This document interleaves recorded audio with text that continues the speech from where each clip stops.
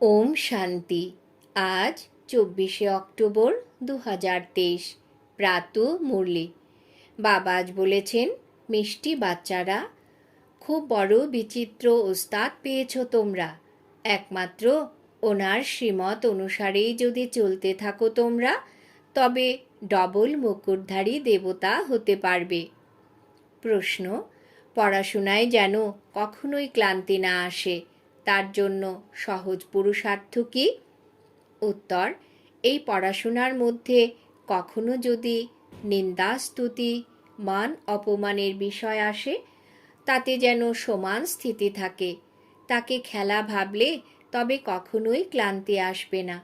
সবচেয়ে বেশি নিন্দা তো হয় কৃষ্ণের। লোকে কতই না কলঙ্ক লাগায় তার নামে, তারাই আবার তার পূজাও করে। অতএব এই গালিগালাজ কোনো নূতন ঘটনা নয়। এর জন্য যেন এই জ্ঞানের পড়াশোনায় ক্লান্তি না আসে। বাবা যতক্ষণ পর্যন্ত পড়াবেন ততক্ষণ পড়তে থাকো। আজকের গীত: বনমালী রে, তুমিই হলে আমার জীবনের আশ্রয়। ওম শান্তি।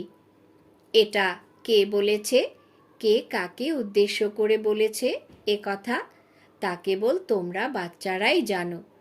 যাদেরকেই গোপ গোপী বলা হয়, তো তারা তাদের বাবা গোপী বল্লভকে স্মরণ করেছে।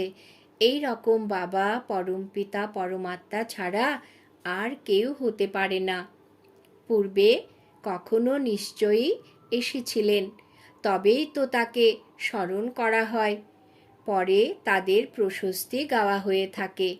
উদাহরণ হিসেবে যেমন খ্রাইস্ট এসেছিলেন, খ্রিস্টান ধর্ম স্থাপন করে কোথাও চলে যাননি তিনি। তাদেরকে পালনাও অবশ্যই করতে হয়, আবার পুনর্জন্মে তাকে আসতে হয়। কিন্তু যে ধর্ম স্থাপন করে গেছে তার প্রতি বছর বার্থডে পালন করা হয়, ভক্তি মার্গে তাদেরকে স্মরণ করা হয়ে থাকে। সেই রকমই আজকাল দশহরা উৎসবও পালন করা হয়। পালন যখন করা হয়, তবে অবশ্যই কিছু শুভ তাতে রয়েছে। যারা কোনো ভালো কাজ করে যায়, তবেই তো উৎসব পালন করা হয়। দীপমালার উৎসবও পালন করা হয়। শ্রীকৃষ্ণ জয়ন্তী পালন করা হয়। যারা এক সময় ছিল, তাদেরই আবার উৎসব পালন করা হয়। এখন ভারতবাসীদের তো এটা জানা নেই যে এই রাখি উৎসব ইত্যাদি কেন পালন করা হয়, কি হয়ে থাকবে। খ্রাইস্ট, বুদ্ধ ইত্যাদি কে? তারা জানে যে এরা ধর্ম স্থাপন করতে এসেছিলেন। এই সময় সকলে হলো আসরিক সম্প্রদায়ের, আর তোমরা হলে ঈশ্বরীয় সম্প্রদায়ের। এখন বাবা রাম এসে দৈবী শ্রেষ্ঠাচারী বানাচ্ছেন। অথবা এইভাবে বলা যায় যে পরমপিতা এসে স্বর্গের উদ্ঘাটন করছেন, অথবা ফাউন্ডেশন স্থাপন করছেন। ওপেনিং সেরেমনিও বলা যেতে পারে। ভারতে শ্রেষ্ঠাচারী মহারাজা মহারানীরা ছিলেন ডবল মুকুটধারী। পবিত্রতার রাজমুকুট ছিল, আর রত্নজড়িত রাজমুকুটও ছিল। বেকারি রাজাদের কেবল রত্নজড়িত রাজমুকুট থাকবে। দ্বিমুকুটধারীদের পূজা সিঙ্গেল মুকুটধারীরা করে থাকে। কিন্তু কখন তারা এসেছিলেন, কিভাবে তারা রাজত্ব প্রাপ্ত করেছিলেন, এ কথা কারোরই জানা নেই। লক্ষ্মীনারায়ণ এত শ্রেষ্ঠ দ্বিরাজমুকুটধারী দেবী দেবতা ছিলেন, তাদেরকে এরকম শ্রেষ্ঠ কে বানিয়েছিলেন, এ কথা বাবা এসে বোঝান। যখন দশহরা পালন করা হয়, তোমরা জানো যে নিশ্চয়ই কিছু হয়েছিল, যে কারণে দশহরা পালন করা হয়। রাবণকে দহন করা হয়, কিন্তু সে তো কোনো পোড়ানোর জিনিস নয়। এখন তার রাজত্ব সমাপ্ত হতে চলেছে। যতক্ষণ পর্যন্ত রাম রাজ্য স্থাপন না হবে, ততদিন পর্যন্ত এই ভ্রষ্টাচারী রাজ্য চলবে। রাবণ রাজ্য শেষ হয়ে রাম রাজ্য স্থাপন হয়েছিল, তারই সেরেমনি পালন করা হয়। রাবণকে জ্বালানো হয়। এতে প্রমাণ হয় যে বরাবর ভ্রষ্টাচারী আসরিক রাজ্য ছিল। ভ্রষ্টাচারেরও গ্রেডস থাকে। ভ্রষ্টাচার দাপট থেকে শুরু হয়। প্রথমে 2 কলা থেকে ভ্রষ্টাচার শুরু হয়, তারপর 4 কলা, তারপর 8 কলা, 10 কলা বৃদ্ধি পেতে পেতে 16 কলা ভ্রষ্টাচার হয়ে যায়। এখন পুনরায় 16 কলা ভ্রষ্টাচারকে পরিবর্তন করে 16 কলা শ্রেষ্ঠাচারী করে তোলা হলো একমাত্র বাবার কাজ। বাবা বোঝান, এই সময় হলো রাবণ রাজ্য। রামরাজ্য শ্রেষ্ঠ ছিল, এখন সেই রাজ্য ভ্রষ্ট হয়ে গেছে। শ্রেষ্ঠাচারী ভারতকে স্বর্গ বলা হয়, সেই রাজ্যই এখন ভ্রষ্টাচারী হয়ে গেছে। এখন বাবা বলছেন, আমি এসেছি ভ্রষ্টাচারী রাজ্যকে শ্রেষ্ঠাচারী রাজ্য করে তোলার জন্য। এখানে যাদবকুলও আছে, কৌরবকুলও আছে। যাদবকুলেও অনেক ধর্ম আছে। যারা শ্রেষ্ঠাচারী দৈবী ধর্মের ছিল, সেই ধর্ম এখন ধর্মভ্রষ্ট, কর্মভ্রষ্ট হয়ে গেছে। এরপর বাবা এসে শ্রেষ্ঠ কর্ম শেখান। ভক্তিমার্গে তো উৎসব পালন করে এসেছে। নিশ্চয়ই ভগবান এসেছিলেন। 5000 বছর আগের কথা। বাবা এসে ভ্রষ্টাচারীদের শ্রেষ্ঠাচারী করেছিলেন। সম্পূর্ণ দুনিয়াকে শ্রেষ্ঠাচারী করে তোলা বাবারই কাজ। এরপর এর পালনা করার জন্য তোমাদের ওপর থেকে পাঠিয়ে দেন। তোমরা যে দেবী দেবতা ধর্ম স্থাপন করেছ, তাকে গিয়ে প্রতিপালন করো। এটা কেউ বলে না, অটোমেটিক্যালি ড্রামা অনুসারে হয়ে থাকে। তোমরা শ্রেষ্ঠাচারী হয়ে গেলে তারপর সৃষ্টিও শতপ্রধান শ্রেষ্ঠাচারী হয়ে যাবে। এখন এখন তো 5 তত্ত্বই তমোপ্রধান হয়ে গেছে। কত উথাল পাতাল হতেই থাকে। মানুষ কত দুঃখী হয়ে পড়ে, কোটি টাকার ক্ষয়ক্ষতি হয়ে যায়। সত্যযুগে কোনো উপদ্রব নেই, উপদ্রব হয় নরকে। উপদ্রবও প্রথমে 2 কলা ধারণকারী ছিল, এখন 16 কলা হয়ে গেছে। এসবই বিস্তারিতভাবে বোঝানোর বিষয় এবং খুবই সহজ, কিন্তু না নিজেরা বোঝে না বোঝাতে পারে। এই রাবণকে জ্বালানো দাপট থেকে শুরু হয়। এমন থোড়াই বলবে যে 5000 বছর ধরে চলছে। ভক্তিমার্গ শুরু হলেই এই উপদ্রব শুরু হয়ে যায়। এখন পুনরায় রাবণ রাজ্যের বিনাশ, রাম রাজ্যের স্থাপনা কিভাবে হয় সেটা তোমরা জানো। মানুষ জানে না যে রাবণ কি। বাবা বলেন, লঙ্কা বলে কিছু ছিল না। সত্যযুগে লঙ্কা বলে তো কিছু থাকে না। সেখানে অল্প সংখ্যক মানুষ থাকে। যমুনার উপকণ্ঠে তারা বাস করে। আজমিরে বৈকুণ্ঠের মডেল দেখানো হয়, কিন্তু মানুষ তার কোনো অর্থই বোঝে না। সোনার মহল তৈরি করতে ওখানে দেরি লাগে না। মেশিনে দ্রুত সোনা গুলিয়ে টাইলস ইত্যাদি তৈরি করা হয়। তোমরা বাচ্চারা জানো, এই যে সায়েন্স যার দ্বারা বিনাশ হয়, সেটাই পরে গিয়ে তোমাদের কাজে আসবে। এখন এই এরোপ্লেন ইত্যাদি খুশির জন্য তৈরি করে, এর দ্বারাই বিনাশ হবে। সুতরাং এই এরোপ্লেন যেমন সুখের জন্য, তেমনি দুঃখের জন্য। অল্প সময়ের জন্য সুখ, 100 বছরের মধ্যেই এই সব আবিষ্কার হয়েছে। সুতরাং 100 বছরের মধ্যেই এত কিছু হয়েছে। এইবার তোমরা বিচার করো, যখন বিনাশ হবে তারপর নতুন দুনিয়াতে কত অল্প সময়ের মধ্যেই সমস্ত জিনিস তৈরি হয়ে যাবে। ওখানে ঝট করে সোনার মহল তৈরি হয়ে যায়। ভারতে সোনার রূপা দিয়ে কত মহল নির্মাণ হয়েছে। ওখানে বড় বড় রাজ দরবার তৈরি করা হয়। রাজকীয় মানুষেরা সেখানে মিলিত হয়। একে পাণ্ডব সভা বলা যাবে না, একে বলা হবে লক্ষ্মীনারায়ণের রাজধানীর সভা। প্রিন্স প্রিন্সেস সবাই এসে সেখানে বসবে। যখন ব্রিটিশ গভর্নমেন্ট ছিল তখন প্রিন্স প্রিন্সেস মহারাজাদের বড় সমাবেশ হতো। সব রাজারা মুকুট পরে বসত। বাবা যখন নেপালে যেতেন ওখানে রানা ফ্যামিলির সমাবেশ হতো। বড় মুকুটধারী রাজারা সেখানে বসত। তাদের মহারাজা মহারানী বলা হতো এবং তাদের মধ্যেও নম্বর অনুসারে ছিল। রানীরা সেখানে বসতো না, তারা পর্দার আড়ালে থাকত। বড় জাঁকজমকের সাথে তারা বসত। আমি বলতাম, এ তো পাণ্ডব রাজ্য। ওরা নিজেদের সূর্যবংশী বলতো। এখানেও সিঙ্গেল মুকুটধারী ছিল, এর আগে ডবল মুকুট ছিল। ওরাও শ্রীকৃষ্ণকে নিয়ে অনেক কথা লিখেছে, অমুককে অপহরণ করেছে, এই করেছে। কিন্তু এমন তো হয়নি।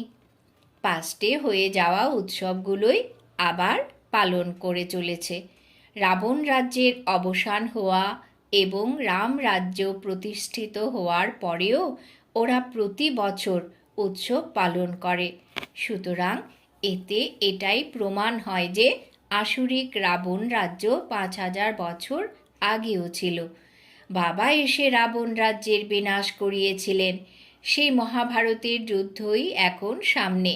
রাবণ বলে কিছু নেই। মন্দোদরীকে রাবণের স্ত্রী হিসাবে দেখানো হয়েছে, কিন্তু তার 10 মাথা দেখানো হয়নি। রাবণের 10 মাথা দেখানো হয়েছে। বিষ্ণুর 4 ভুজ দেখানো হয়েছে, 2 ভুজ লক্ষ্মীর, 2 নারায়ণের। তেমনি রাবণের 10 মাথা দেখানো হয় 5 বিকার রাবণের, 5 বিকার মন্দোদরীর। বিষ্ণু চতুর্ভুজ অর্থপূর্ণভাবেই দেখানো হয়েছে। পূজাও মহালক্ষ্মীর করে থাকে। মহালক্ষ্মীর কখনো 2 ভুজ রূপে দেখানো হয় না। দীপাবলির দিন লক্ষ্মীকে আহ্বান করে। কেন নারায়ণকে আহ্বান করা হয় না? তিনি কোন অপরাধ করেছেন? লক্ষ্মীকে ধন তো নারায়ণই দিয়ে থাকেন, তাই না? তিনি তো হাফ পার্টনার। তাহলে নারায়ণ কি অপরাধ করেছেন? বাস্তবে ধন লক্ষ্মীর কাছে পাওয়া যায় না, ধন পাওয়া যায় জগদম্বার কাছে। তোমরা জানো জগদম্বাই লক্ষ্মী হন। ওরা তাদেরকে আলাদা আলাদা করে দেখিয়েছে। জগদম্বার কাছেই প্রতিটি জিনিস চেয়ে থাকে। কোনো রকম দুঃখ হলে, সন্তান মারা গেলে জগদম্বাকে বলে, রক্ষা করো, সন্তান দাও, রোগ থেকে মুক্ত করো। অনেক রকম ইচ্ছা প্রকাশ করে। লক্ষ্মীর কাছে একটাই ইচ্ছা প্রকাশ করে, শুধুই ধন। ব্যাস, জগদম্বা সমস্ত ইচ্ছা পূরণ করেন। ধনবান তো ইনিই করে তোলেন। এই সময় তোমাদের সব ইচ্ছা পূরণ হয়। তিনি কোনো ধন দেন না, শুধুই পঠন পাঠন করান, যার মাধ্যমে তোমরা কি থেকে কি হয়ে ওঠো। এরপর লক্ষ্মী হলে ধনবান হয়ে ওঠো। এই সময় তোমাদের শক্তি আছে, যার দ্বারা তোমরা সমস্ত ইচ্ছা পূরণ করতে পারো। জগদম্বা দান করেন, লক্ষ্মী থোড়াই দান করে। ওখানে দান করা নেই, অনাহার নেই, সেখানে কেউ কাঙ্গাল নয়। সত্যযুগে রাবণ হয় না, এখানে রাবণকে জ্বালানো হয়। দশহরার পরে দীপাবলি উদযাপন করা হয়, খুশির উৎসব পালন করা হয়। কেননা রাবণ রাজ্যের বিনাশ হয়ে রাম রাজ্য স্থাপন হবে। সুতরাং খুশি তো হবেই। প্রতিটি ঘর আলোকিত হয়ে ওঠে। তোমাদের আত্মা আলোকিত হয়ে ওঠে। যা কিছু জিনিস সঙ্গম যুগে আছে সেই সব সত্যযুগে থাকবে না। তোমরা হলে ত্রিকালদর্শী, ওখানে তোমরা প্রালব্ধ ভোগ করে থাকো। এই সম্পূর্ণ নলেজ তোমরা ভুলে যাও। সঙ্গম যুগে হয়েই থাকে স্থাপনা আর বিনাশ। একবার স্থাপনা হয়ে গেলেই ব্যাস। এই সব উৎসব ইত্যাদি সম্পর্কে তোমাদের জ্ঞান আছে। অজ্ঞানী মানুষ তো কিছুই বোঝে না, তারা কিছুই না করে অনেক কিছু করে। তোমরা প্র্যাকটিক্যালি দেখছো। সত্যযুগে এইসব বিষয়ে কথা হয় না। শাস্ত্রে নারদের কথা উল্লেখ আছে। তোমাদেরও জিজ্ঞাসা করা হয়, তোমরা উত্তরে বলো, বাবা আমরা লক্ষ্মীকে বরণ করব অথবা নারায়ণকে বরণ করব। সুতরাং বাবা বলেন, নিজের মধ্যে দেখো কোনো বিকার নেই তো। যদি ক্রোধ ইত্যাদি থাকে তাহলে কিভাবে বরণ করবে? তবে হ্যাঁ, এখন সম্পূর্ণ তো কেউ হয়নি, কিন্তু হতে হবে। এই ভূতগুলো তাড়াতে হবে, তবেই পদ প্রাপ্ত করতে পারবে। বড় বিচিত্র উস্তাদ পেয়েছ। বাবা হলেন সর্বগুণ সম্পন্ন জ্ঞানের সাগর, আনন্দের সাগর। সুতরাং যে এসে বাবার সন্তান হয় তাকেও তিনি সর্বগুণ সম্পন্ন ডবল মুকুটধারী দেবতা করে তোলেন। প্রকৃতপক্ষেই তোমরা হচ্ছ। দেবতাদের দুটো মুকুট থাকে। তোমরা এসেছো বাবার কাছ থেকে উত্তরাধিকার নিতে। উত্তরাধিকার নিতে হবে, পড়াশোনা করতে হবে। পয়েন্টস তো অনেক বের হতেই থাকে। যদি পড়াশোনা না করো তাহলে অন্যদের কিভাবে বোঝাবে? ড্রামা হুবহু রিপিট হয়ে চলেছে। এই নলেজ তোমরা এখন বুঝতে পারছো, এরপর এটা হারিয়ে যাবে। এই যে লঙ্কা ইত্যাদি দেখানো হয়, সেই সব কিছুই নেই। রাবণের জন্ম কবে হয়েছিল? লিখিত আছে, দাপট থেকে দেবতারা বাম মার্গে যেতে শুরু করলে বিকারী হওয়া শুরু হয়ে যায়। ভক্তিও প্রথমে অব্যভিচারী ছিল, তারপর ব্যভিচারী হয়ে গেছে। এখন তো মনুষ্য নিজের পূজা করতেই লেগে পড়েছে। বাবা বলেন, আমি আসি ভ্রষ্টাচারী দুনিয়ার বিনাশ আর শ্রেষ্ঠাচারী দুনিয়া স্থাপন করতে। নিশ্চয়ই প্রথমে স্থাপনা করবেন, তারপর বিনাশ করবেন। আমাদের পাঠ কল্পে কল্পের জন্য ভ্রষ্টাচারী থেকে শ্রেষ্ঠাচারী করে তোলার জন্যেও সময় লাগে। যতক্ষণ বাবা বসে পড়াবেন পড়তে হবে। কল্প পূর্বেও যেই যতটুকু পড়েছিল তারাই এসে পড়বে। অনেক বাচ্চারা চলতে চলতে বলে, ব্যাস আমি আর চলতে পারবো না। আরে নিন্দা স্তুতি মান অপমান এসব তো হবেই। তোমরা পড়াশোনা কেন ছেড়ে দাও? সবচেয়ে বেশি নিন্দা তো শ্রীকৃষ্ণের হয়েছে, কত কলঙ্ক লাগানো হয়েছে। তারপরেও এমন শ্রীকৃষ্ণকে কেন পূজা করে? বাস্তবে গালি তো এনাকে অর্থাৎ ব্রহ্মাকে শুনতে হয়। সম্পূর্ণ সিন্ধ জুড়ে তার নিন্দা হয়েছে, কিন্তু কিছুই তো করতে পারেনি। এই সবই হলো খেলা, নতুন কিছু নয়। কল্প পূর্বেও গালি খেয়েছিলেন, নদীও পার করেছিলেন। তোমরা সিন্ধ থেকে বেরিয়ে এই পারে চলে এসেছ না? শ্রীকৃষ্ণ তো ছিল না, এই দাদার আসা যাওয়া ছিল। তোমরা জানো এখন আমরা রাজ্য পাই এবং আবারও হারাই। এটাও একটা খেলা। আচ্ছা, মিষ্টি মিষ্টি হারানিধি বাচ্চাদের প্রতি মাতা পিতা বাপ দাদার স্মরণের স্নেহসুমন আর সুপ্রভাত। আত্মাদের পিতা ওনার আত্মারূপী বাচ্চাদেরকে জানাচ্ছেন নমস্কার।